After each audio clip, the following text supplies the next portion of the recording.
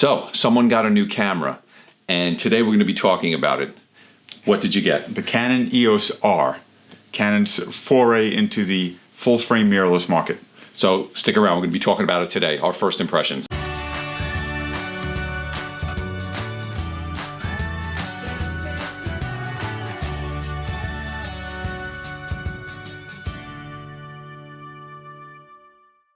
If you're new to our channel here, I'm Bill, this is Eric, and we're both photographers, and our channel here is to try to help you get better with your photography. We do gear reviews, and we talk about just photography in general. Subscribe to the channel, click on the little notification bell, you get notified every time we post a video, and if you like this video, when you get to the end, please give it a thumbs up. So, I got a text from Eric the other day.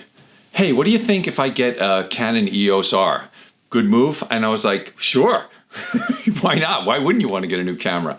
So today we thought it would be cool. He's had it for a few hours now. We haven't really got a chance to look at it. I've held it a little bit.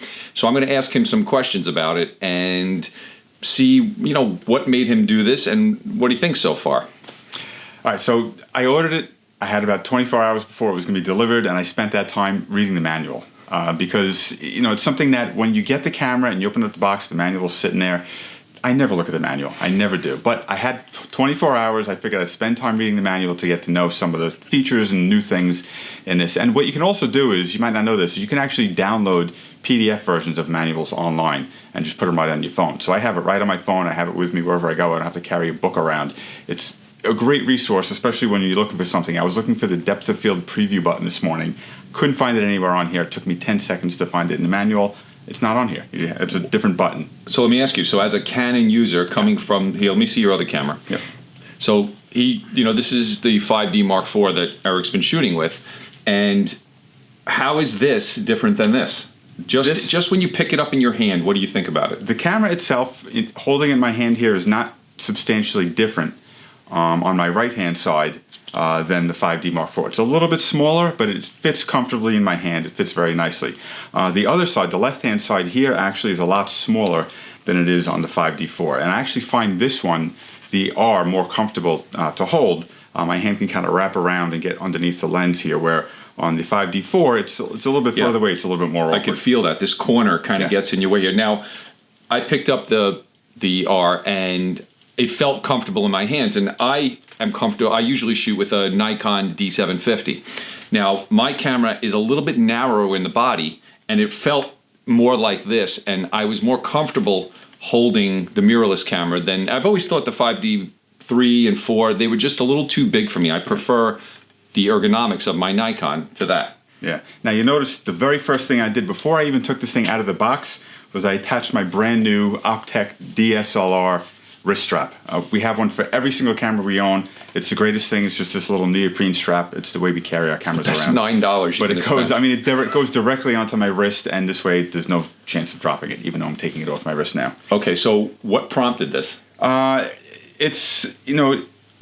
been interested in the mirrorless. We got the M50s that we started using, several months ago, and it's a great camera. There's a ton of reviews and things that we've done right on the channel here. You can check those out. We've exhausted this camera. But yeah, we really have put it through its paces. And we really like it. There's really no aspect of it that we don't like. It's got its drawbacks. It's not, a professional level DSLR, but for what it is, for the price and the size and the weight, it really is a great camera. So that really kind of piqued my interest with what a full frame can do, what Canon can do with a full frame camera like the EOS R. Along those same lines, I've had my 5D IV for a few years now. It's as far as I'm concerned, the best camera that's ever been made. I love it. There's nothing... I would argue with you, but go ahead.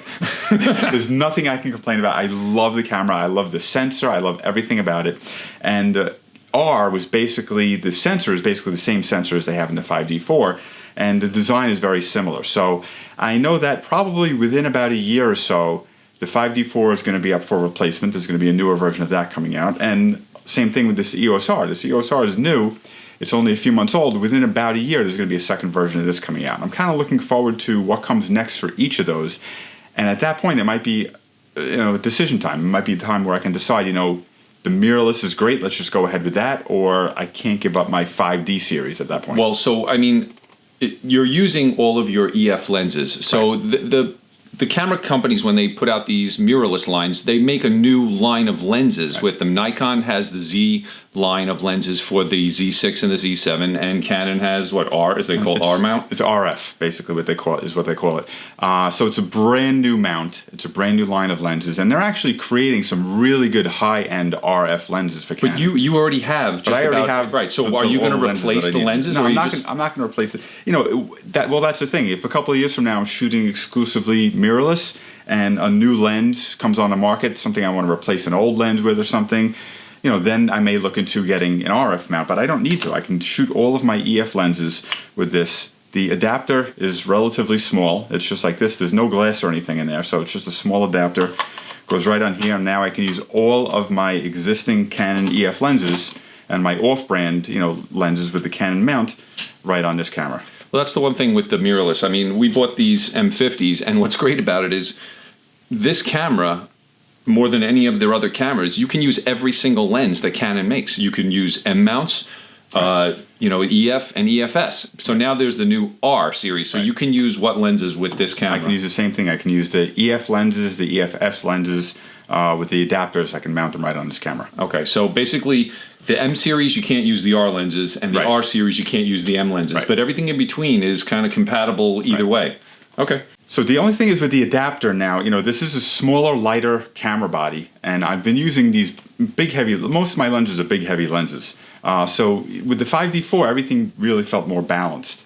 It was a nice balance too. With the smaller, lighter EOS R body, and with the adapter on here, you know, sticks it out an extra maybe ½ inch to an inch or so. It does feel a little bit more front heavy. Yeah, but when you look at them next to each other, I mean, if you put them like this, they're both big cameras. It's not like there's any size savings with the mirrorless, really. It was different with the M50. With the M50, with a big lens like this mounted on it, it really felt like it was all lens. Well, that's what you would hold. You would hold the lens. You would mount your tripod on the lens. This I found I'm holding the camera more, same way I am with the 5D4. I'm holding the camera more than I am the lens. So I'm much more comfortable with it that way. It does feel a little bit front heavy, but I think that's just going to be a little bit of getting used to. Right. So I've had my Nikon D750 for probably I don't know, right after it came out. Was it 4 years ago? 4 or 5 years ago? I don't even know.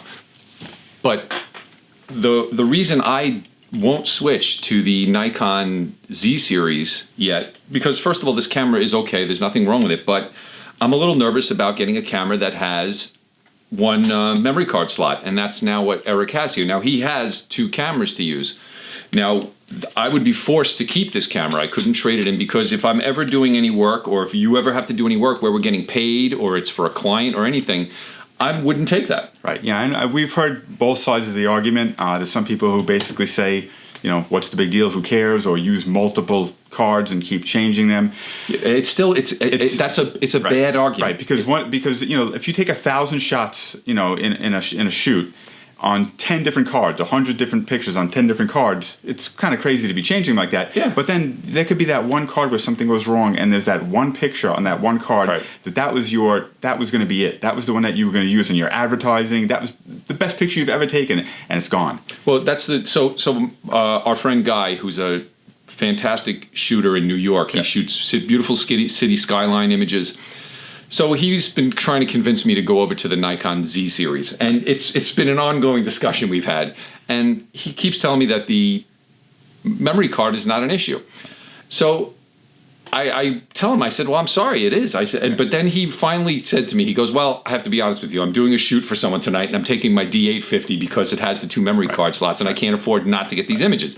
So it's all great when it's hobbyist photography, but as soon as it gets real, you need that other memory card. I'm sorry. That's just, unless you're somehow tethered and you have a backup system or something like that. But if you're just roaming around freely and you don't have a connection, like a reliable connection, I don't know. I just don't see it. Yeah, no, the 1 in a million chance that you lose the images from that memory card, you can't. If you can't lose an image, you can't take that chance. Okay, so you're going away in a few weeks. You're going down to Disney. Yep.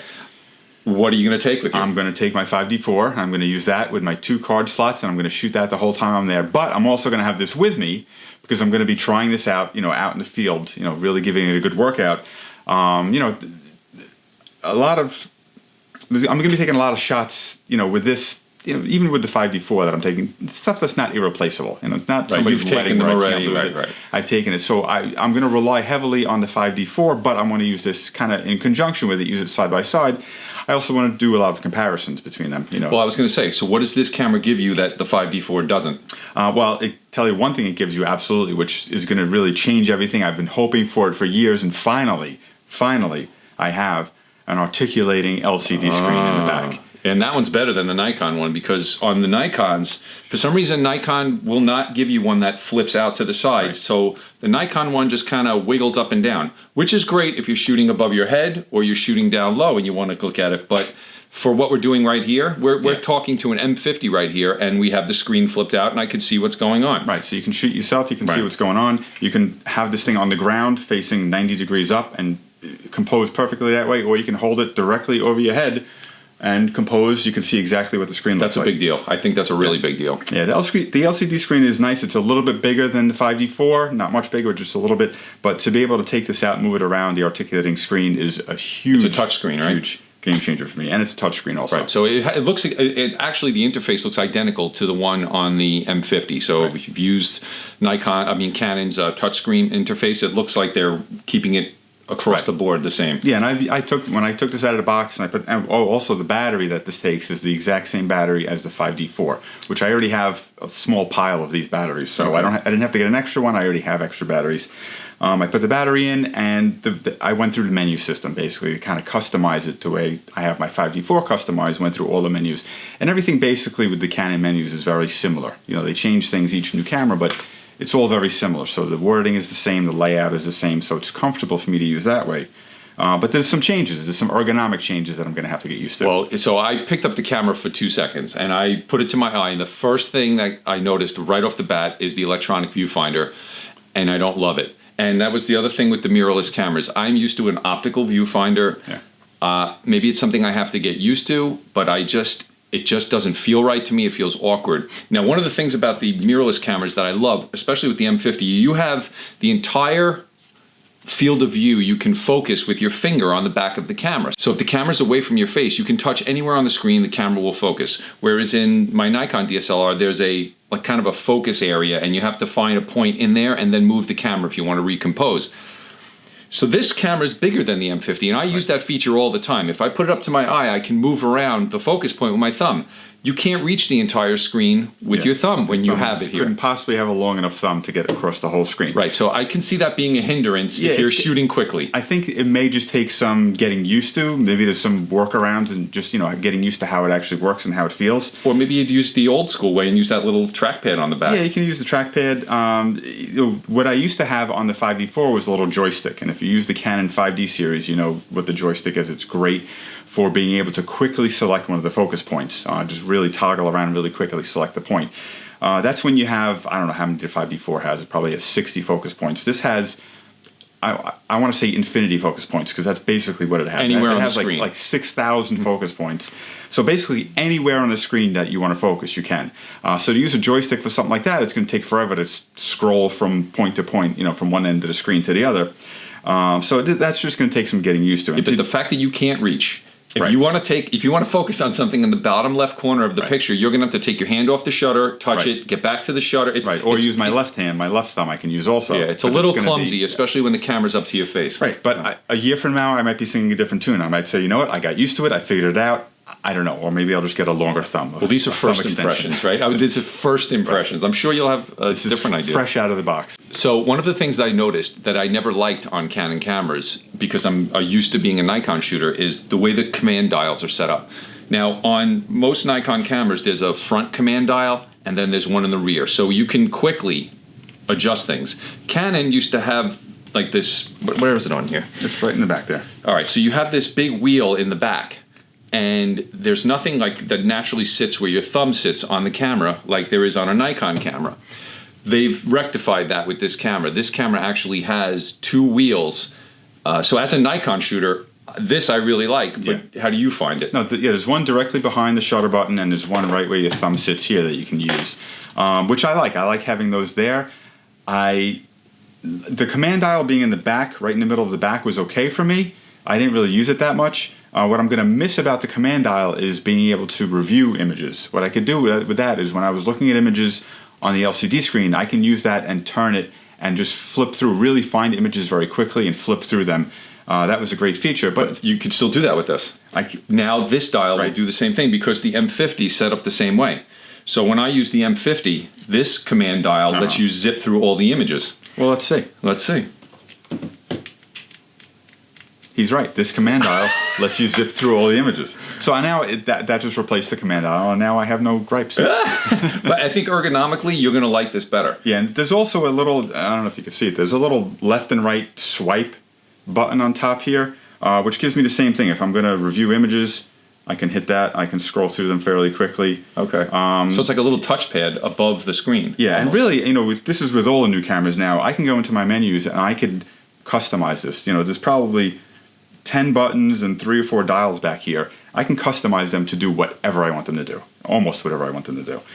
So if you have, if you want to, use a certain button for previewing or for focus locking or exposure locking, you can set any one of these buttons to do that. It's really just a matter of what you're used to doing. The first thing I did when I took this out was, holding my 5D4 in my hand, just knowing it's just automatic. The buttons that I hit, the dials that I turn is automatic, and I'm trying to get this set up exactly the same way. This way you're comfortable. It's almost like muscle memory. Right. This way I don't have to think about it when I'm shooting, because there's still a little bit of, okay, what do I got to do every time I try to shoot with this? Yeah, I do the same thing. My Nikon cameras, if I have I had a D600 before this one, I had this D750, I have a D7000.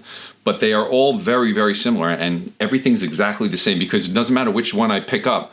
I have to be able to shoot the same way, and that comes with shooting a lot with the same camera. But it also these two companies are great because they keep everything separate enough that it's hard to work in both systems. And I've had a hard time with the M50 because it is not the same as the Nikon cameras I have, all the way down to the fact that the zooms work a different way, and the way you mount your camera is reversed. Everything's backwards. Everything is different. Everything's backwards on Nikon. Yeah. The eye cup actually sticks out pretty far on the back of this, which is good. This way your face doesn't mash against the LCD screen as much. It doesn't have a pop-up flash, which I've been living without a pop-up flash for 10 plus years now, which I'm okay with. It would be nice to have every once in a while where you just don't have your flash with you and you just want to pop a little bit of light into the scene, to fill in shadows on somebody's face. It would be nice to have. I probably still wouldn't use it anyway, but it would be a nice option. But that's why I always carry around my big flash with me wherever I go. I do use the one on the M50 though because I don't have a big flash. I don't have a Canon speed light. And even last weekend when I was away in Washington D.C., there was a time where my family was backlit and I had to use, even though it's a small little nothing flash, it was enough to illuminate the scene, and I was able to get an image that I wouldn't have been able to get otherwise. Right. So I think we're going to have some new videos on the Canon R. Eric's going to go through it. I'm actually if you don't mind, I'd like to actually take some images with it too and see how it. Sure. Oh, sure. This is so wonderful to have access to all this gear, and so that's what over the next few weeks. I'm sure you'll be going through it. And I'm going to go through it and kind of give. We don't test like a lab here. We don't have charts and graphs and all of that stuff. We'll get a little bit detailed as far as putting this on a tripod and testing, like ISO things and testing sharpness and things like that. The sensor that's in it. It's going to be good. It's going to be good as far as the image quality, the resolution goes. That's going to be good. But it'll be interesting to take it out and just shoot with it and really get a feel for what it is. But it'll also be interesting to shoot with my 5D4 and this side by side, and just for my own self-interest, just to be able to compare the images and say, yeah, you know what, I'm getting the same images out of this as I am out of the 5D4. Because when you're using a camera for a long time and you've had your lenses for a long time, you just know before you even take the shot and what conditions you're in, you're gonna get the settings that you're on, the lens that you have, what the shot's going to look like. And so we'll be testing all of that stuff out. But it's going to be fun to see where this line of cameras takes off. It's brand new. The R mount is brand new. The RF lenses are brand new. But it does seem, because I kind of keep an eye on everything that's going on in the Canon world as far as gear goes, it seems like a lot of the new developments, a lot of the new lenses and things that are coming out are all coming out in the RF mount. So it'll be interesting to see if that's more of the direction that they're going in. I think it is. I think this seems to be the way all manufacturers are going. Yeah, mirrorless in general seems like it's going to be eventually taking over. There's really not much of a difference anymore. But if you can get the same quality images, and in theory, the lenses that are dedicated to this, the RF lenses, should be smaller. So a 24 to 70 RF lens should be, and I think will be a little bit smaller than this. So plus, you're not going to use the adapter, so you're going to save about a half an inch there anyway. Right. So if you can get, if you could reduce the size and weight of all of your gear by, even by 20%, 15%, it's a smaller bag, difference, right? It's a lighter bag. When you have a huge bag filled with stuff and you reduce that by 15, 20%, it's going to make a difference. Okay, we're going to leave a couple of cards here that'll help you, in your journey with photography and try to figure all of this stuff out. This one is a video I did comparing DSLRs to mirrorless and maybe which one you might think would be better for you.